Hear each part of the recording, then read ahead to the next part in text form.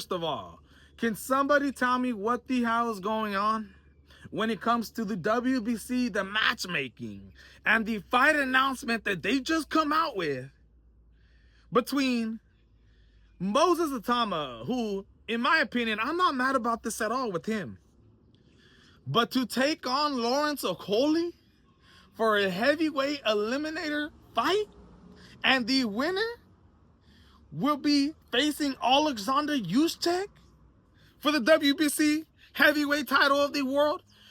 How does that make any sense when you got Ajit Cabowal, who is the WBC interim heavyweight champion of the world?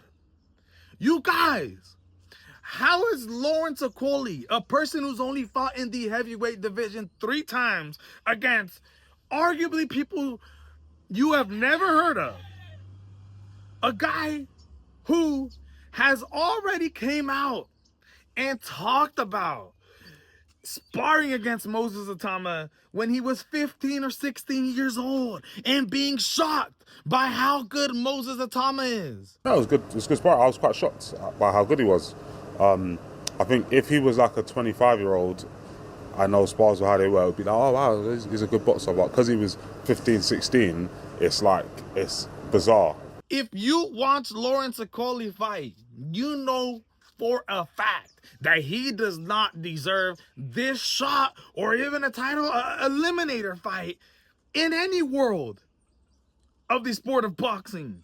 Lawrence Okolie is not on that level, nor has proven to deserve that shot. To me, when I seen this news, I know Lawrence Okolie has a fight coming up. I believe it's in Nigeria, December 19th. I know Moses Atama is having that fight with Jermaine Franklin next year.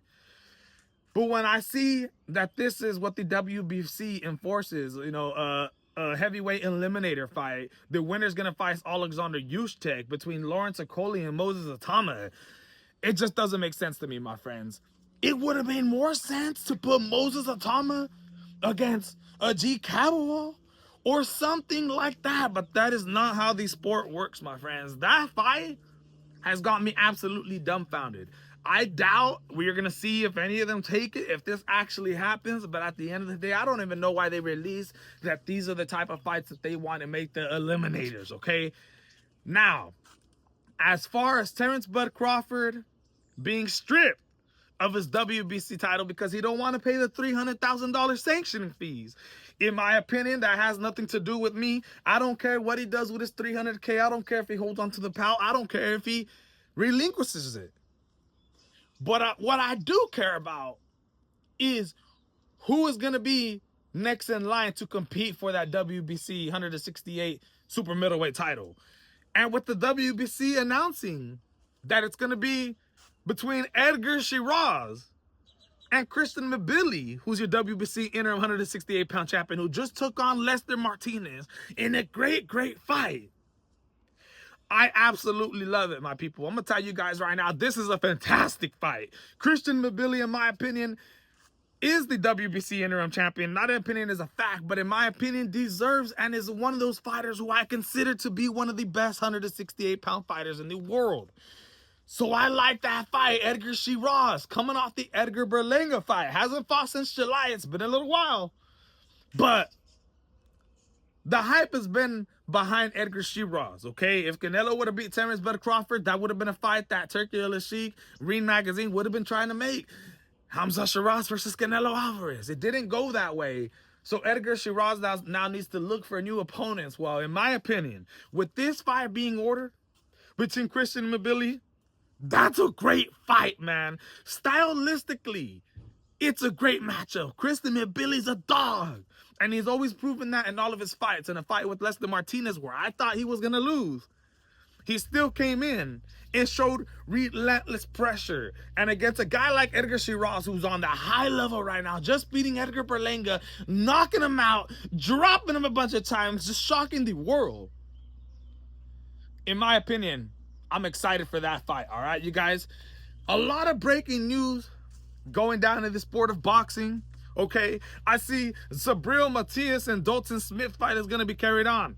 I see Alberto Puello has just been ordered by the WBC to be next in line to face the winners out of Subriel Matias and Dalton Smith. Now, there's a lot of controversy behind this because Subriel Matias failed a drug test for Australian, but it turns out, you know, he was at the threshold. He didn't pass the illegal threshold to be able to compete in the sport. So because of that, he's still able to compete.